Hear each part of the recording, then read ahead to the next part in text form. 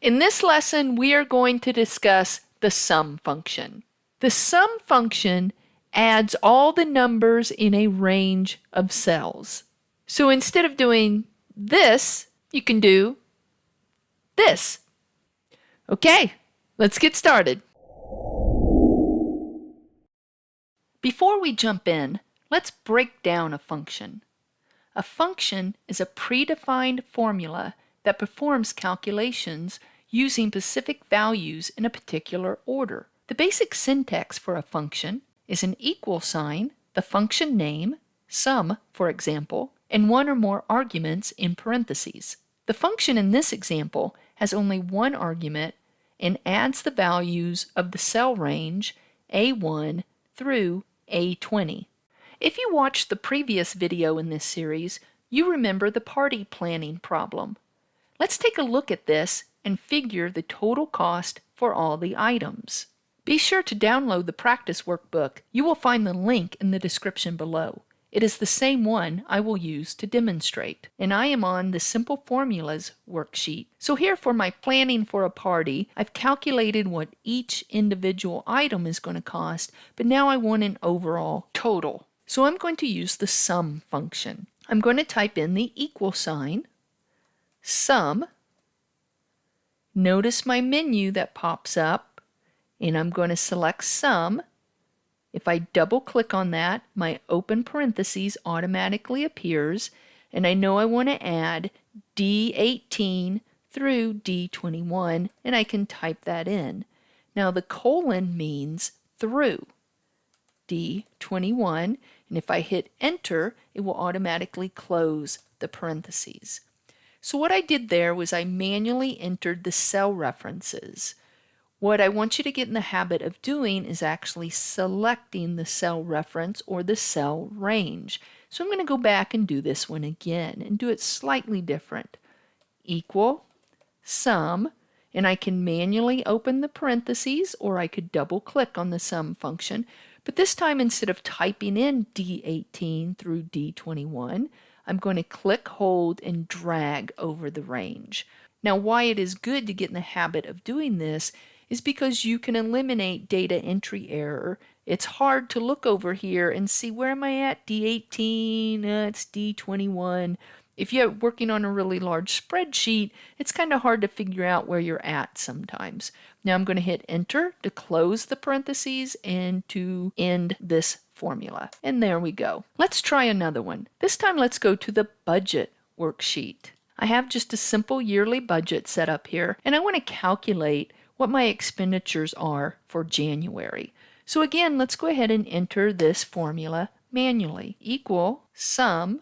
Again, I can open the parentheses or double click on my sum function. And now I'm going to click and drag over the range that I want to total. Notice that it automatically inputs B4 through B17.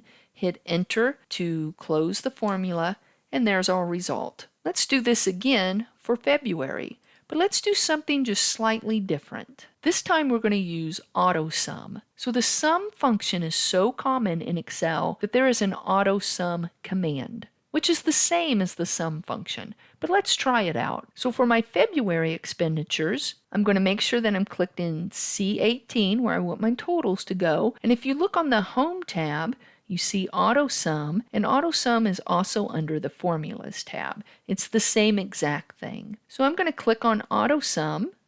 If I click on it once, you notice that it automatically inserts the sum function with the range. It detected a range of cells that contain numbers. That's what it used for our range. So C4 through C17, and I can either click on AutoSUM one more time or simply hit enter. And there we go. That was a little easier to use. Here is something to be careful of though when using the AutoSUM. Let's calculate the expenditures for March. And notice doesn't look like I have any medical expenditures for March. So I'm going to use my AutoSUM again. Notice what happens though. It only goes D15 through D17 because it saw this blank cell and thought that's where it was supposed to stop. So you need to be aware of this or you're not going to have a correct formula. So let me escape out of that.